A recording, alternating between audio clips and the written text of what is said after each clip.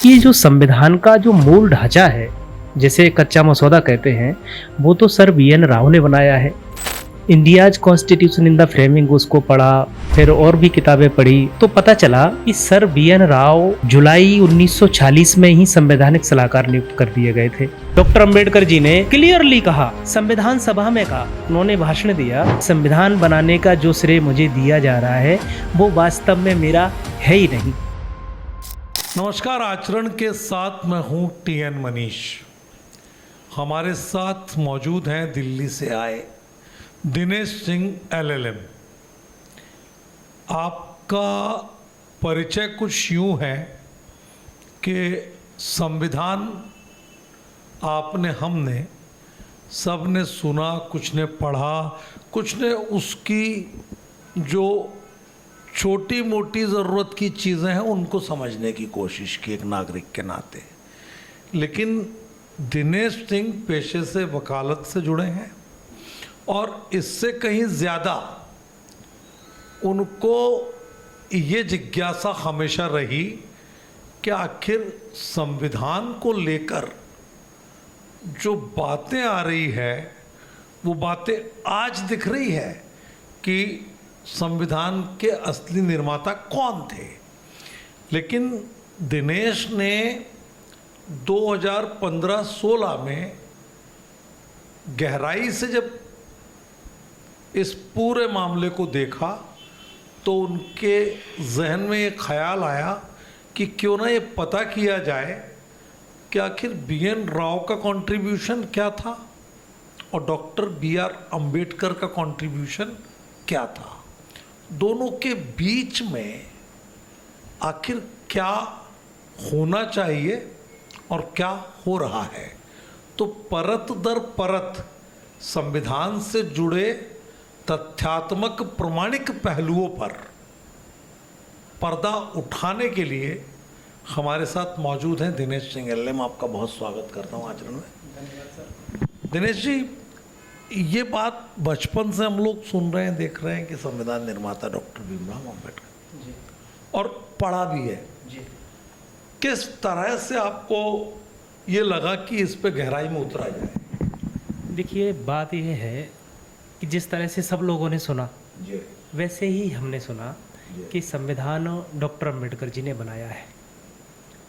जब इस बात की हमने जांच करी कि कच्चा मसौदा सर बी.एन. राव ने लिखा, तो इस बात की जिज्ञासा रही कि कच्चा मसौदा होता क्या है, कैसा है। तो इस कच्चे मसौदे के संबंध में एक मेरी मित्र हैं नीरज पॉल जी, इनकी सोशल मीडिया के थ्रू इनसे मेरी दोस्ती हुई। उनसे पता चला कि रफ ड्राफ्ट क्या था। उन्होंने मुझे ड्राफ्ट भेजा, वो मैंने पढ़ा तो मैं बहुत हैरान हुआ कि ये जो संविधान का जो मूल ढांचा है, जैसे कच्चा मसौदा कहते हैं, वो तो सर बी.एन. राव ने बनाया है। जब इसकी बहुत गहराई से जांच करी गई, पढ़ा गया, सर बी.एन. राव के द्वारा लिखी गई किताब है the India's constitution in the framing, और ये किताब गूगल पर भी अवेलेबल है। अगर आप सर्च करेंगे तो PDF मिल जाती है। India's constitution in the framing उसको पढ़ा, फिर और भी किताबें पढ़ी तो पता चला कि सर बी.एन. राव जुलाई 1946 में ही संवैधानिक सलाहकार नियुक्त कर दिए गए थे। संविधान सभा का गठन भी नहीं हुआ था और उन्होंने विभिन्न देशों के संविधानों का तुलनात्मक अध्ययन किया। 60 देशों के संविधानों का अध्ययन किया, 12 देशों का भ्रमण किया उन्होंने। और जो सर बी.एन. राव हैं उनके बारे में भी जानने की जिज्ञासा हुई। तो सर बी.एन. राव बहुत ही टैलेंटेड पर्सनैलिटी थे। 3 सब्जेक्ट में वो गोल्ड मेडलिस्ट थे, संस्कृत, इंग्लिश, फिजिक्स, मैथमेटिक्स और कानून। इनमें उनकी बहुत बड़ी महारत हासिल थी। ICS की उन्होंने परीक्षा पास की, जो सबसे टफ एग्ज़ाम माना जाता था। इसके अलावा सर बी.एन. राव के बारे में जब और जाना तो पता चला कि सर बी.एन. राव ने बर्मा का संविधान लिखा। जब बर्मा के संविधान को मैंने पढ़ा तो सबसे पहले बर्मा के संविधान की प्रीएम्बल पढ़ी। जब बर्मा के संविधान की प्रीएम्बल पढ़ी तो ऐसा लगा कि ये 97% तो इंडिया के कॉन्स्टिट्यूशन से मैच करती है। कुछ लोग जो अम्बेडकरवादी हैं, संविधान की केवल प्रियम्बल पढ़ते हैं, उद्देशिका पढ़ते हैं, उसको पढ़ करके उनको ये लगता है कि बस ये पूरा डॉक्टर अम्बेडकर जी ने लिखा है। इस तरह से एक मिथ्या प्रचार किया गया पूरे देश में, और ये मिथ्या प्रचार कांग्रेस पार्टी ने किया। डॉक्टर अम्बेडकर संविधान निर्माता है, जबकि डॉक्टर अम्बेडकर जी ने क्लियरली कहा, संविधान सभा में कहा, 25 नवंबर 1949 को उन्होंने भाषण दिया। उसमें डॉक्टर अम्बेडकर जी कहते हैं, the credit that given to me does not really belong to me, यानी संविधान बनाने का जो श्रेय मुझे दिया जा रहा है वो वास्तव में मेरा है ही नहीं। यानी डॉक्टर अम्बेडकर जी ईमानदारी से कह रहे हैं कि संविधान बनाने का जो मुझे श्रेय दिया जा रहा है वो मेरा है ही नहीं। ये तो सर ये कहा था ना कि BN राव को भी दिया जाए। नहीं, उन्होंने ये कहा था कि अगर सर BN राव कच्चा मसौदा नहीं बनाते तो संविधान बनाना आसान नहीं होता। उन्होंने पूरा श्रेय उनको ही दिया। डॉक्टर अम्बेडकर जी संविधान निर्माता नहीं थे। उन्होंने क्लियर किया इस बात को। 2 सितंबर 1953 को राज्यसभा में डॉक्टर अम्बेडकर जी ने क्लियर कहा कि संविधान सभा में मैं भाड़े का टट्टू था। संविधान सभा ने जो जो कहा मैंने अपनी मर्जी के खिलाफ किया। इस संविधान से किसी का भी भला नहीं होगा। मुझे अवसर मिले तो सबसे पहले इस संविधान में मैं आग लगाऊंगा। यानी डॉक्टर अम्बेडकर जी अगर निर्माता होते तो इसको जलाने की बात क्यों करते, क्यों कहते कि मैं भाड़े का टट्टू था। अम्बेडकराइट्स तो कहते हैं उसमें अम्बेडकरवादी की ये जो बताया जाता है ये पूरा सच नहीं है। देखिए, उन्होंने किस कॉन्टेस्ट में ये बात कही थी, कंटेस्ट भी मैं बता देता हूँ। इस बात को उन्होंने क्लियर किया। 19 मार्च 1955 को राज्यसभा में एक बार फिर अवसर आया तो उनसे कहा गया कि आप तो इस संविधान को जलाने की बात कर रहे थे। तो डॉक्टर अम्बेडकर जी ने कहा कि थैंक यू, आपने मुझे बोलने का फिर से अवसर दिया। उस दिन मैं जल्दबाजी में था, कारण नहीं बता पाया। तो डॉक्टर अम्बेडकर जी कहते हैं कि संविधान रूपी मंदिर हमने देवताओं के लिए बनाया था, जिस पर राक्षसों ने कब्जा कर लिया है, इसलिए इसे जला देना चाहिए। फिर भी उन्होंने ये बात कही।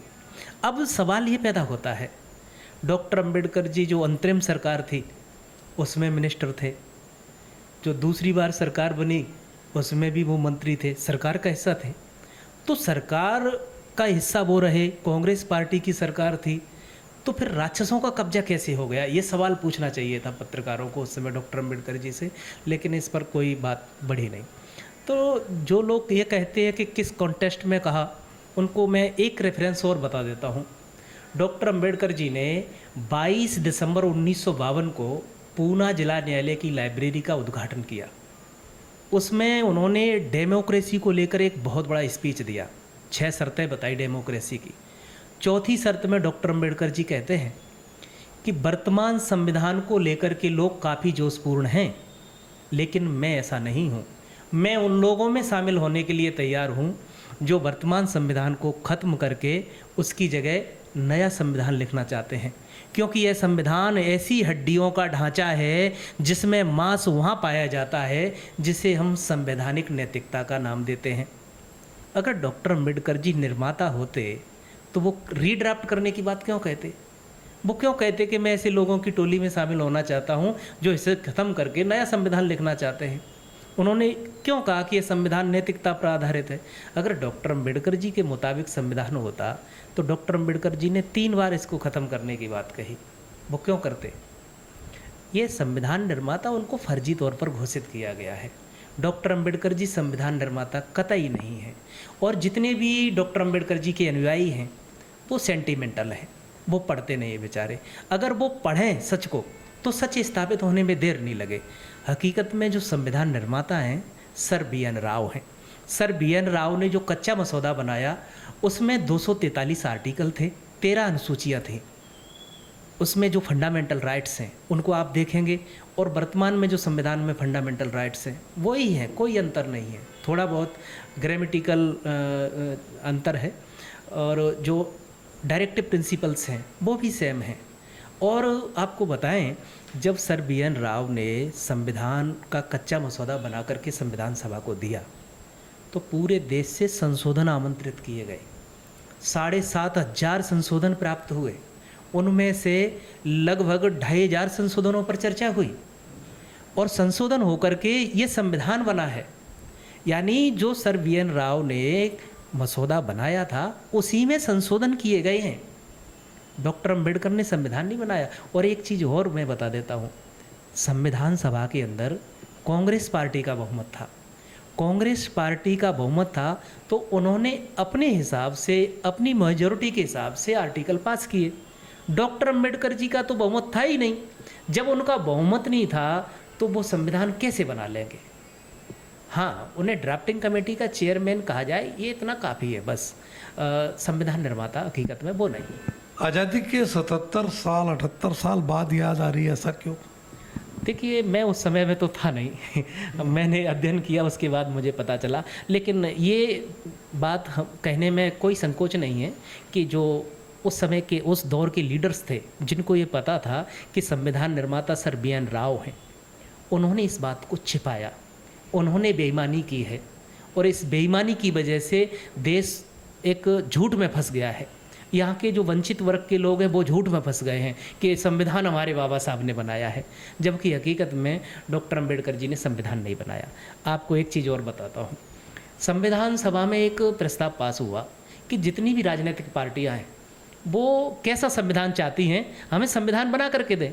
तो डॉक्टर अंबेडकर जी की एक राजनीतिक पार्टी थी schedule caste federation.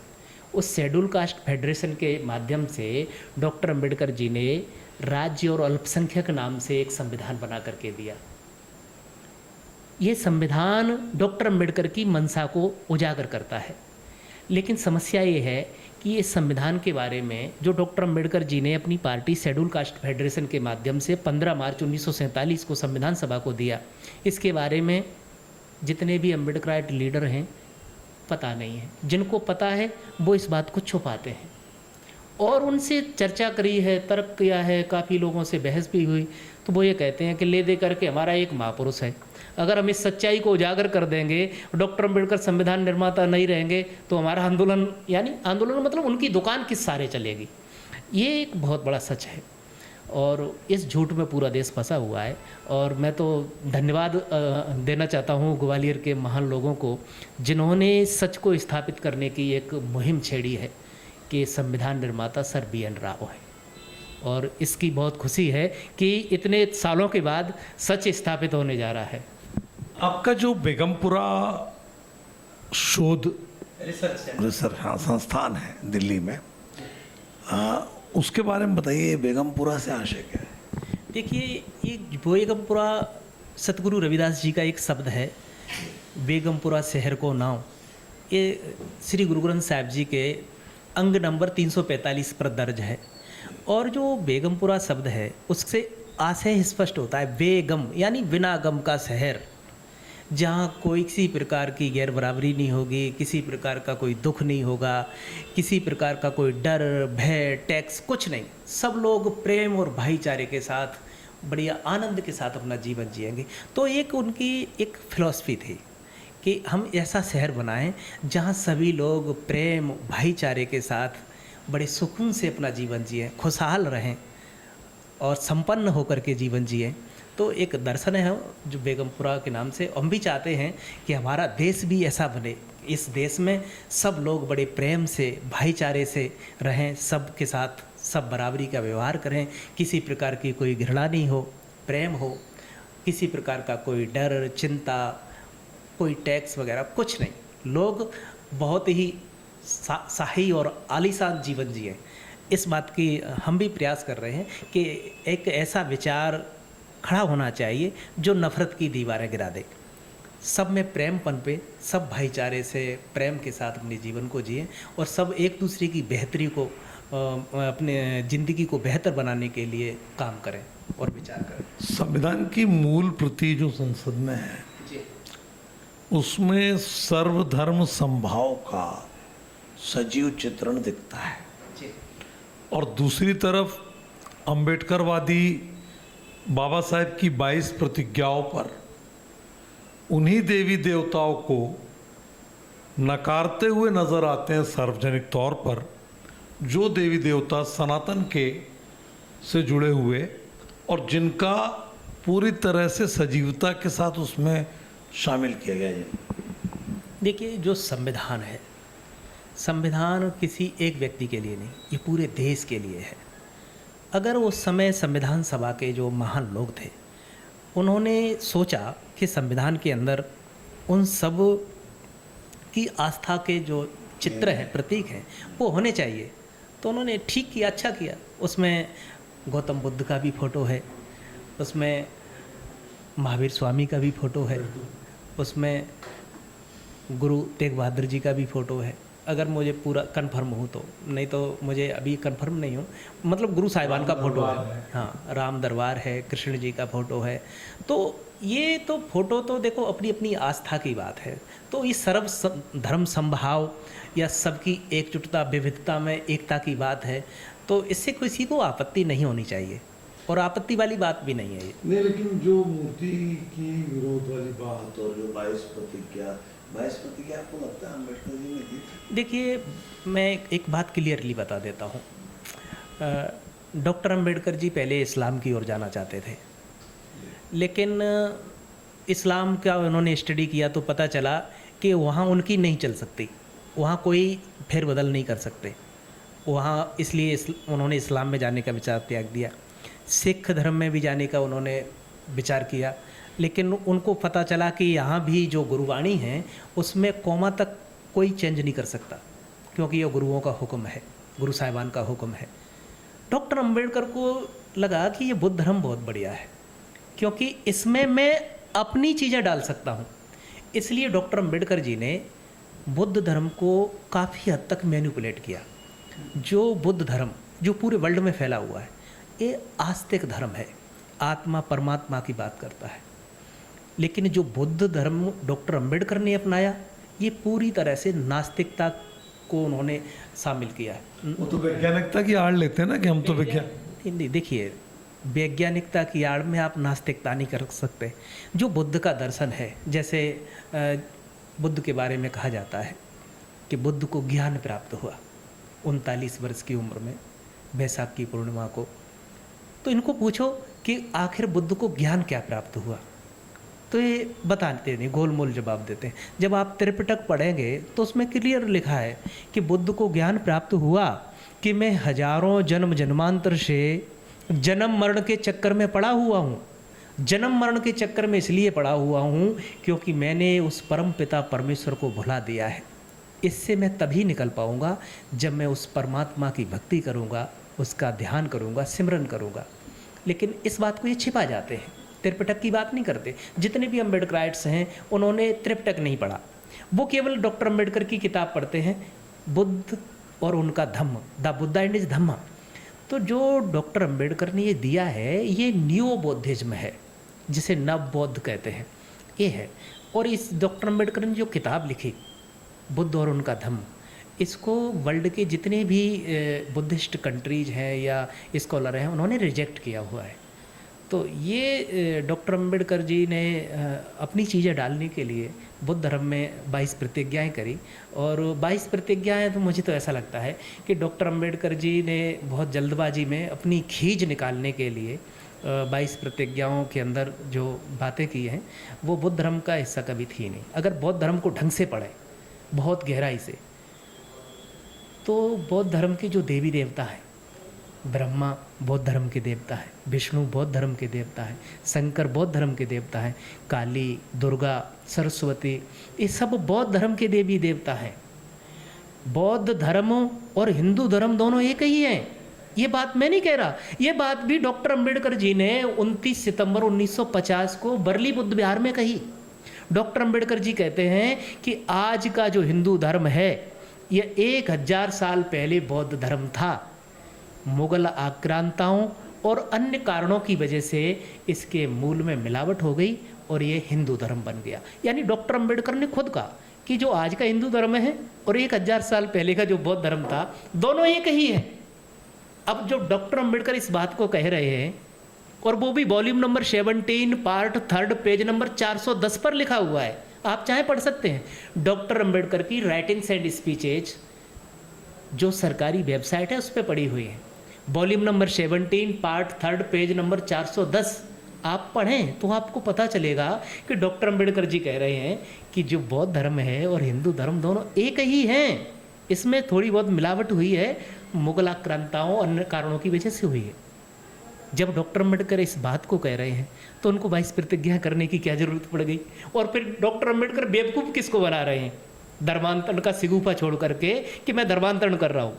Doctor Ambedkar खुद कह रहे हैं कि बौद्ध धर्म और हिंदू धर्म दोनों एक हैं। जब दोनों एक हैं तो फिर धर्मांतरण कहाँ हुआ? तो डॉक्टर अंबेडकर ने जो किया है, बौद्ध धर्म के अंदर मिलावट करके इस देश के लोगों को बेवकूफ़ बनाया है, तो ये लोग बेवकूफ़ी में फंस गए हैं। अगर ये लोग बेवकूफ़ी से निकलना चाहते हैं तो मैं सबसे विनती करूँगा कि आप लोग त्रिपिटक को पढ़ो, बुद्ध का जो असली दर्शन है उसको पढ़ो, निश्चित रूप से आप पागलपन से निकल जाओगे। जी। अभी एक चीज़ और हो रही है दिनेश जी कि हमारे लिए एक बड़ी चुनौती आ गई है कि न्यायालयीन परिसर का मामला, न्यायिक प्रशासन से जुड़ा मामला, न्यायालयीन परिसर के भीतर के दो पक्ष के वकील दोनों का अपना वैचारिक आधार, एक पक्ष में एक विपक्ष में, एक प्रक्रियागत तरीके से मूर्ति के विरोध में और एक अम्बेडकरवादी होने के नाते समर्थन में, इस मामले को बाहर लाया जाता है। सामाजिक न्याय सम्मेलन के नाम पर एक जाजा में एक मंच पे कई राजनीतिक दल इकट्ठे होते हैं जी। अपनी अपनी राजनीतिक महत्वाकांक्षाओं को अम्बेडकर और संविधान निर्माता के चश्मे से देखते हैं। समाज में एक संदेश गलत जा रहा है, वकालत के पेशे की एकता अखंडता धूमिल हो रही है और मीडिया की जिम्मेदारी भी है कि सामाजिक सामंजस्य बना रहे, वैमनस्य ना फैले। ऐसे में क्या लगता है कि इस विवाद का हल किस तरह होना चाहिए? देखिए, पहली बात तो यह है, जो डॉक्टर अंबेडकर के अनुयायी हैं डॉक्टर अंबेडकर जी को पढ़ते नहीं हैं। अगर ये डॉक्टर अंबेडकर जी को पढ़ें तो इन्हें पता चल जाए कि डॉक्टर अंबेडकर जी मूर्ति पूजा के विरोधी थे, मूर्ति समर्थक नहीं थे। उनकी तो मूर्ति को मैंने देखा है कि अभिषेक भी हो रहा है। जी, अभिषेक हो रहा है, दूध से नहलाया जा रहा है। लोग तो डॉक्टर अंबेडकर जी की मूर्ति पर हाथ जोड़ करके खड़े होकर मन्नत भी मांगते हैं, तमाम चीज़ें हो रही हैं। लेकिन जो मामला ग्वालियर हाई कोर्ट का है, सही बात तो ये है कि डॉक्टर अंबेडकर जी की मूर्ति कहीं नहीं होनी चाहिए, क्योंकि डॉक्टर अंबेडकर जी नास्तिक थे। मूर्ति में उनका कोई विश्वास नहीं था, मूर्ति पूजा के वो विरोधी थे। फिर भी डॉक्टर अंबेडकर के अनुयायी डॉक्टर अंबेडकर जी की मूर्ति लगाने की बात करते हैं, तो ये उनका विचार नहीं है, ये विचार कहीं और से आ रहा है। हो सकता है ये विचार कांग्रेस पार्टी का है। कांग्रेस पार्टी ने ही डॉक्टर अंबेडकर जी की मूर्तियाँ लगवाई हैं और कांग्रेस पार्टी ने ही ये मूर्ति का मुद्दा खड़ा करके अंबेडकर के नाम पर जो दलित वोट बैंक है, इसको साधने का काम करने के लिए ये सारी चीज़ें कर रहे हैं। तो मुझे नहीं लगता कि हाई कोर्ट में किसी व्यक्ति की मूर्ति की ज़रूरत है, क्योंकि हाई कोर्ट अपने आप में ही कानून का एक मंदिर है या कानून का एक केंद्र है जहाँ सबको न्याय मिलता है। तो वहाँ मूर्ति की कोई ज़रूरत नहीं है। अगर मूर्ति की बात हाई कोर्ट के अंदर है तो जितने भी लोग हैं उन्हें ये सोचना चाहिए कि सब लोगों को न्याय कैसे मिले। जो लोगों पर जुल्म हो रहा है, अन्याय अत्याचार हो रहा है, इस पर रोक कैसे लगे, इसके लिए तो लोगों का कोई चिंतन है नहीं। मैंने कई अम्बेडकराइट जो विचारक हैं जिनसे मेरी काफ़ी अच्छी मित्रता है, तो उनसे मैंने बात करी। मैंने कि आप ये बताओ, डॉक्टर अंबेडकर जी की मूर्ति सुप्रीम कोर्ट में बिना किसी बहस के लग गई, अब आप क्या चाहते हो? जी हाँ जी, सुप्रीम कोर्ट में लगी हुई है। सुप्रीम कोर्ट में डॉक्टर अंबेडकर जी की मूर्ति लगने से तुम्हारी इज्जत, हैसियत, औकात, सम्मान, इसमें कोई परिवर्तन आया? तुम्हारी सामाजिक गैरबराबरी मिटी, तुम्हारी गरीबी मिटी, बेरोजगारी मिटी, देश की भुखमरी मिटी, देश की जो मूलभूत समस्या हैं क्या वो मिटी? नहीं मिटी। तो भाई मुद्दों की राजनीति करो।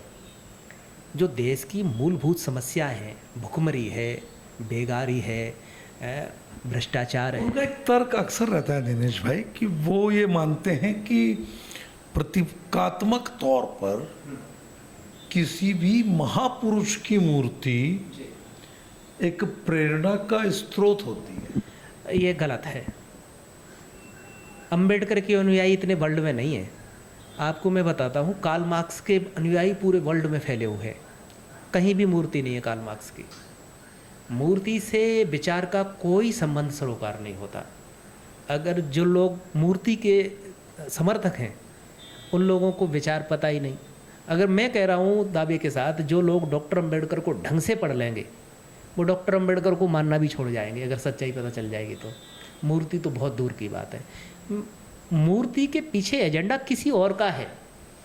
इसकी तह में जाएंगे तो पता चलेगा कि मूर्ति लगाने का जो एजेंडा है वो किसी और का है। यहाँ के लोगों को तो पता ही नहीं मूर्ति लगनी चाहिए कि नहीं लगनी चाहिए।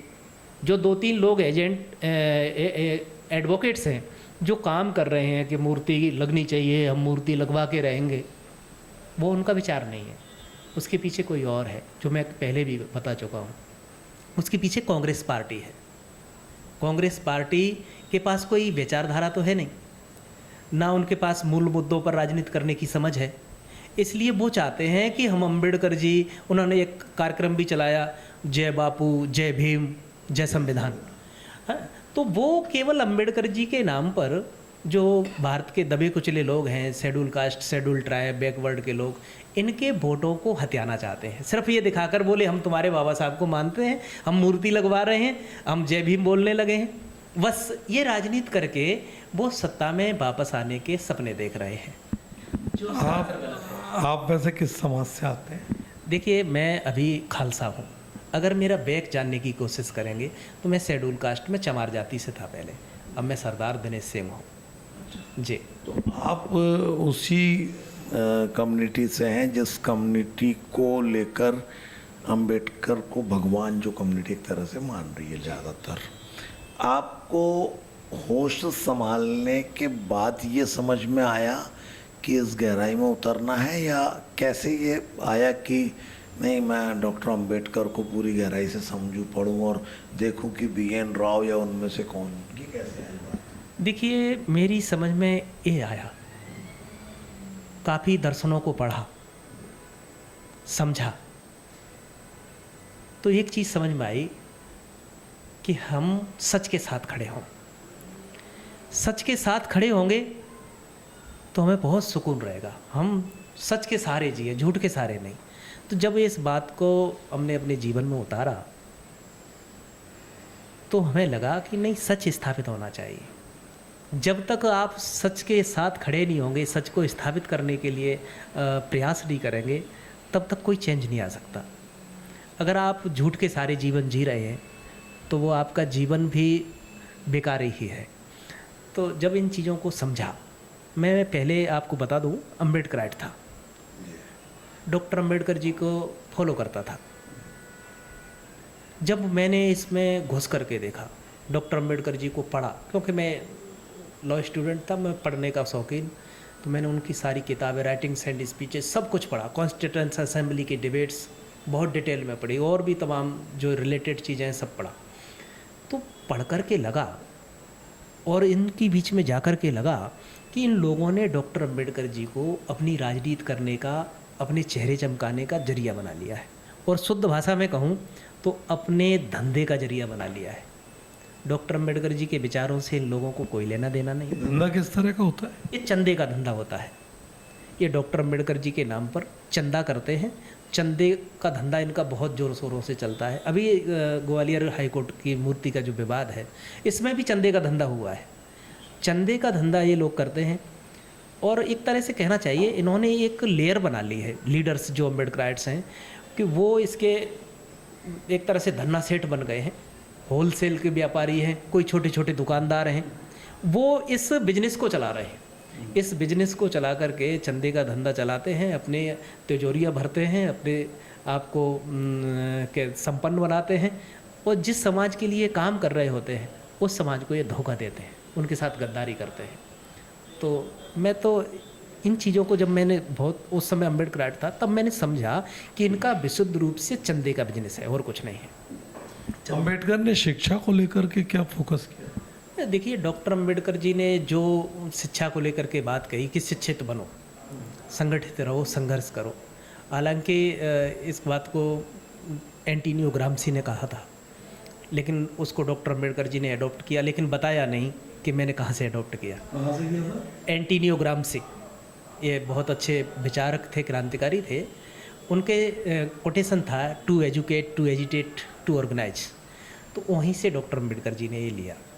तो टू एजुकेट का मतलब ये है कि आप अपने मूल मुद्दे हैं उनको समझो, उनके लिए लोगों को एकजुट करो, उनको समझाओ कि हमारा समाज शिक्षित नहीं है तो शिक्षा की नीति कैसी बननी चाहिए, शिक्षा की पॉलिसी क्या होनी चाहिए, उनको समझाओ शिक्षा अच्छी क्यों नहीं है, ताकि वो लोग विद्रोह करें, सरकार को मजबूर करें। वो था उनका एजुकेट का मतलब। लेकिन इन्होंने क्या समझ लिया कि एजुकेट का मतलब है डिग्री ले लो, पढ़ाई कर लो, एजुकेट हो गए। वो मतलब नहीं है।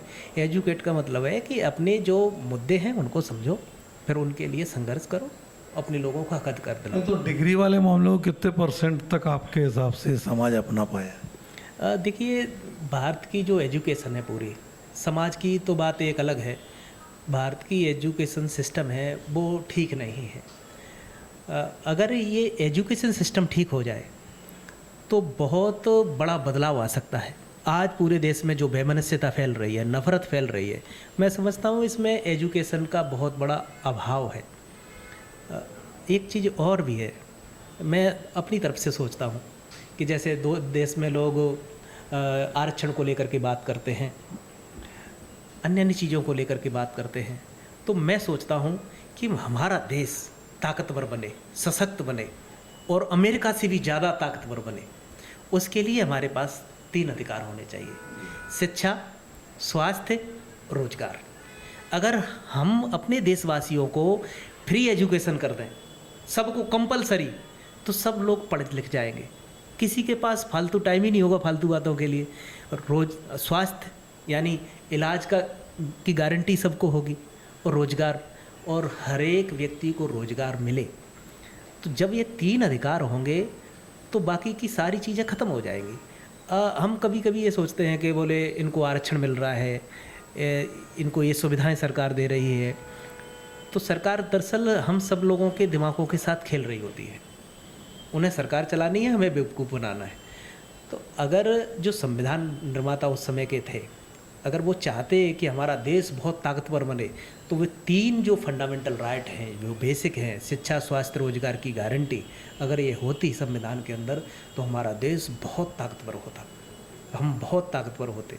लेकिन हमारा जो कॉन्स्टिट्यूशन है वो अंग्रेज़ों का जो संविधान था, भारत सरकार अधिनियम 1935, उसके 200 आर्टिकल तो छोटे मोटे परिवर्तन के साथ जो की तो रखे हुए हैं।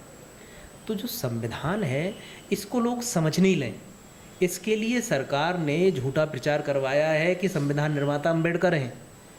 इसका मतलब BN राव साहब से चूक हो गई? नहीं कह सकते हम, क्योंकि सर BN राव ने तो एक ड्राफ्ट बना के दिया था कि देखो ऐसा संविधान बनाओ।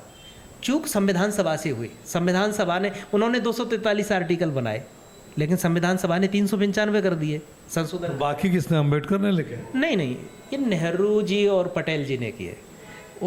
ये 2 ही महारथी थे जिन्होंने पूरा संविधान बनाया है। कांग्रेस पार्टी का संविधान है, डॉक्टर अम्बेडकर जी का इसमें कुछ नहीं है। इन्होंने आर्टिकल लिखे अम्बेडकर ने? देखिए, डॉक्टर अम्बेडकर जी ने, अगर ये कहें कि उन्होंने सारे आर्टिकल लिख दिए, ऐसा कुछ नहीं है। Doctor Ambedkar ji drafting committee के चेयरमैन थे। संविधान सभा में जो जो आर्टिकल पास होते थे, और वहाँ आर्टिकल बहुमत से पास होते थे, डॉक्टर अम्बेडकर जी का बहुमत नहीं था, तो जो आर्टिकल लिखे हैं वो ड्राफ्टिंग कमेटी ने ही लिखे हैं। डॉक्टर अम्बेडकर उसके चेयरमैन थे, तो उसमें SN मुखर्जी साहब का पूरा काम है, उन्होंने लिखने का काम किया है। अम्बेडकर जी ने कितने लिखे? अम्बेडकर जी ने, देखिए मैं एक बात बता दूं, जो ड्राफ्टिंग कमेटी के चेयरमैन थे डॉक्टर अम्बेडकर जी थे। अगर संविधान की हम बात करें कि आर्टिकल कितने लिखे, लिखने से कुछ नहीं होता, लिखवा कौन रहा है। लिखवा रही थी संविधान सभा कि ये आर्टिकल आपको ऐसे लिखने हैं। ड्राफ्टिंग कमेटी का काम था केवल ग्रामेटिकल मिस्टेक ठीक करके उसको सही तरह से संवार करके लिखना, लेकिन जो मूल काम है संविधान सभा करती थी, वहाँ से पास होता था और ड्राफ्टिंग कमेटी उसको ड्राफ्ट करती थी एक लीगल लैंग्वेज में ग्रामेटिकल मिस्टेक दूर करके। ये जो पूरी तरह से भगवान का दर्जा दिया जाता है डॉक्टर अंबेडकर को, और एक वर्ग जो है पूरी तरह से ब्लाइंड फॉलोअर है, अंध भक्त वाली जो बात है, आज के समाज के हिसाब से, आज के समय के हिसाब से जब हम इस तरह की बात करते हैं तो मनुवादी का ठप्पा लगता है। तो ये मनुवादी अंबेडकरवादी क्या लगता है आपको, क्या है? दोनों एक ही है, दोनों एक ही हैं। अब मैं आपको बताता हूँ, जो डॉक्टर अंबेडकर को मसीहा घोषित कर दिया है, उसके पीछे ये बताया जाता है कि जितने भी अनटचेबल्स हैं, यानी शेड्यूल कास्ट, शेड्यूल ट्राइब के लोग हैं, अछूत लोग हैं, सब तो है नहीं। हाँ जी, इन लोगों को जो आरक्षण दिलवाया है डॉक्टर अंबेडकर ने दिलवाया है, जबकि ये सरासर झूठ है। अछूतों को आरक्षण दिलवाने का जो काम है और भारत में प्रजातंत्र कायम कराने का जो काम है वो स्वामी अछूतानंद जी ने कराया है। स्वामी अछूतानंद जी का संगठन था आदि हिंदू। आदि हिंदू उनका संगठन था, और आदि हिंदू संगठन के माध्यम से उन्होंने जो प्रिंस वेल्स जो राजकुमार थे उनको 16 ज्ञापन दिए।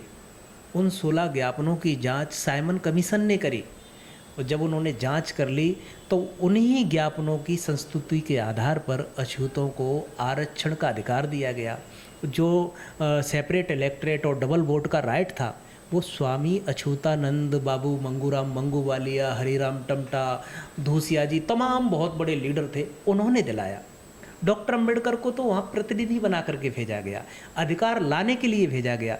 लेकिन डॉक्टर अंबेडकर जी जब वो गांधी जी ने अनशन किया 20 सितंबर 1932 को उनको येरवदा जेल में डाल दिया गया।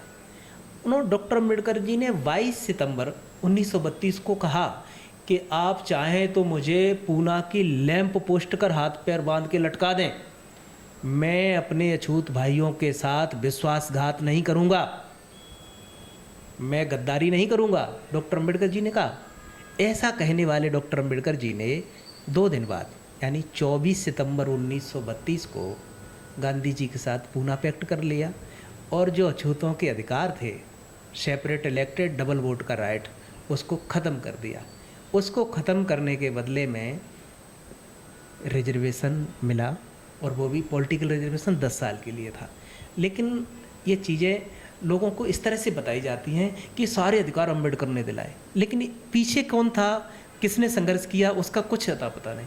लेकिन जो डॉक्टर अंबेडकर जी ने विश्वासघात किया, जैसा उन्होंने खुद कहा, उसको नहीं बताया जाता, और डॉक्टर अंबेडकर को महान लीडर बना करके खड़ा कर दिया जाता है।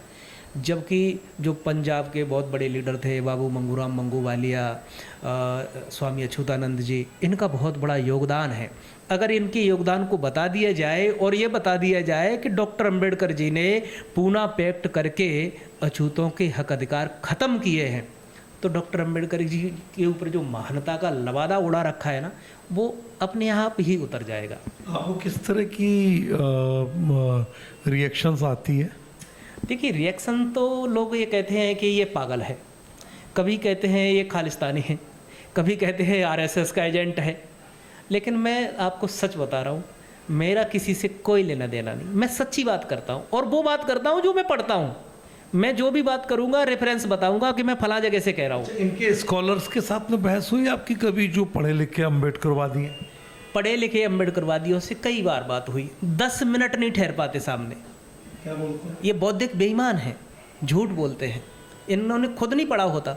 जैसे आप ग्वालियर में ये मूर्ति का विवाद चल रहा है, जो लोग अंबेडकर जी के लठैत बन के ये कह रहे हैं कि मूर्ति वहीं लगाएंगे, अगर उन लोगों को सामने बिठा दो 10 मिनट के अंदर उनकी हवा निकल जाएगी, क्योंकि उन्होंने पढ़ाई नहीं है। इन सबको जानता हूँ मैं, ये जीरो हैं, जीरो, इसलिए बचकानी बात करते हैं। अच्छा दिनेश जी, अगर 25 जून को जैसे कांग्रेस आ रही है यहाँ जी, सत्याग्रह करेंगे दिग्विजय सिंह और तमाम लीडरान, तो अंबेडकर जी को लेकर के जो 3 होर्डिंग्स लगाए गए थे सामाजिक न्याय मोर्चा रक्षक मंच के द्वारा, जिनको सामाजिक व्यवस्था के आधार पर हटवाया गया प्रशासन के द्वारा, अब ये आ रहे हैं सत्याग्रह करेंगे और ये सारी चीज़ें हैं। ओपन फोरम पर अगर बहस होती है कि कौन संविधान निर्माता असली है, आप कितने तैयार हैं? मैं 100% रेडी हूँ। और एवरी टाइम अगर भारत के अंदर कांग्रेसी तो छोड़ो, कोई भी ये साबित कर दे कि संविधान निर्माता डॉक्टर अंबेडकर हैं, आप जो कहेंगे सो करने के लिए तैयार हो। आप कैसे साबित करेंगे कि BN राव? लिटरेचर के व्याप पे हमारे पास रिकॉर्ड है, संविधान सभा के अंदर बहस हुई, वो रिकॉर्ड है हमारे पास। सर BN राव ने कच्चा मसौदा बनाया, वो रिकॉर्ड है। सर BN राव के छोटे भाई B शिवा राव थे संविधान सभा के अंदर, उन्होंने किताब लिखी, वॉल्यूम है, 7 वॉल्यूम है उनके। किताब का नाम, उनका नाम है India's constitution in the framing. उसको पढ़ेंगे, उनको पढ़ाएंगे। सर BN राव ने कंपैरेटिव स्टडी करी और उसको किताब में लिखा। उस किताब का नाम है India's constitution in the making. आखिर कोई बात कैसे साबित की जाती है? प्रमाण के लिए, प्रमाण से, एविडेंस से। तो हम वो एविडेंस देंगे, हम वो उनको लिटरेचर अवेलेबल कराएंगे। लेकिन ये लोग लिटरेचर अवेलेबल नहीं करा सकते, क्योंकि मेरे पास ये किताब है, ये डॉक्टर अम्बेडकर जी का लिखा हुआ संविधान है, जो उन्होंने शेड्यूल कास्ट फेडरेशन उनकी पार्टी के माध्यम से दिया था। अगर इसको पढ़वा दो, फिर संविधान के अंदर इसके एक आध प्रोविजन ढूंढ के बता दो, मैं मान जाऊंगा कि डॉक्टर अम्बेडकर संविधान निर्माता है। अगर ये झूठ बोल रहे हैं, और वो भी बड़ी बेशर्मी के साथ झूठ बोल रहे हैं, तो इनकी बेशर्मी का तो कुछ इलाज हो नहीं सकता। अगर ये वास्तव में पढ़े लिखे बौद्धिक ईमानदार हैं, तो 10 मिनट में ही स्वीकार करेंगे कि संविधान निर्माता सर BN राव है। वैचारिक तौर पर हमारे यहाँ परंपरा रही है तर्क करने की, इस पर क्यों नहीं तर्क किया जाता है? तर्क का विषय नहीं है। नहीं, तर्क होना चाहिए, लेकिन जिन लोगों के पास पता है, जिन लोगों को हमारे पास कोई तर्क है ही नहीं, हमारी पूरी झूठ की ही दुकान है, तो वो लोग तर्क नहीं करते, तर्क से दूर भागते हैं और केवल दादागिरी करते हैं। अगर कोई सच बताता है तो उसको ये लोग गालियाँ देते हैं, थ्रेट करते हैं, धमकाते हैं, उस पर केस कराते हैं। तो इस तरह से इनका झूठ चल रहा है, और मैं समझता हूँ कि ये झूठ ज़्यादा समय तक नहीं चलेगा। चलिए, तो आपने देखा कि अभी तक इस पूरे मामले के साथ हम भी ये कोशिश कर रहे हैं धीरे धीरे समझने की कि वास्तव में जो देश जिससे चलता है, संसद जिससे चलती है, कानून जिससे चलता है, वो संविधान आखिर किस तरह से, वो संविधान आखिर किस तरह से सामने आना चाहिए, और उसकी मूल जो आत्मा है, उस मूल आत्मा में, मूल तत्व में, संविधान के भीतर जो चीजें आई है, जो इतने विद्वानों ने मिलकर के उसको तैयार किया है, उस पर अगर कोई पक्ष एक तरफ से अपनी बात लेकर आ रहा है और वो ये दावा कर रहा है कि प्रामाणिकता के साथ वो तैयार है बहस करने को, तो निश्चित मानिए कि ऐसे में दोनों पक्षों को बिल्कुल एक सार्थक तरीके से, एक बुद्धिजीवी तरीके से, एक संवैधानिक दायरे और संसदीय भाषा के साथ, अपनी तर्क क्षमता के साथ और 100 बकाव और एक लिखा के अंदाज में अपने अपने दस्तावेज और साहित्य प्रस्तुत करना चाहिए, और एक दूसरे से ये विचार साझा करना चाहिए, ताकि हमारे समाज की आने वाली पीढ़ी को भी ये समझ में आ सके कि हिंदुस्तान का जो संविधान है वो जिस तरह से भी सामने है, उसके पीछे क्या क्या हुआ, कैसे कैसे हुआ, और इतिहास को किस हद तक तोड़ा मरोड़ा गया या तोड़े मरोड़े जाने की कोशिश की जा रही है, या एक पर्टिकुलर एजेंडे के साथ ये साबित करने की कोशिश है कि BN राव असली संविधान निर्माता थे। तो आखिर एजेंडा किसका है, ये देश की जनता के सामने आना चाहिए। और एक जिम्मेदार मीडिया के नाते आचरण ने हमेशा दोनों पक्षों का स्वागत किया है और हम ये चाहते भी हैं कि दोनों पक्ष एक जाजम एक मंच पर आए और वो खुले रूप से इस बात पर तर्क सम्मत तरीके से अपनी बात रखे ताकि दूध का दूध और पानी का पानी हो सके। कैमरा पर्सन विक्की सिंह के साथ टीएन मनीष, आचरण न्यूज, ग्वालियर। देश दुनिया की सभी खबरें देखने के लिए जुड़े रहिए आचरण न्यूज से। आचरण न्यूज हर कदम आपके साथ।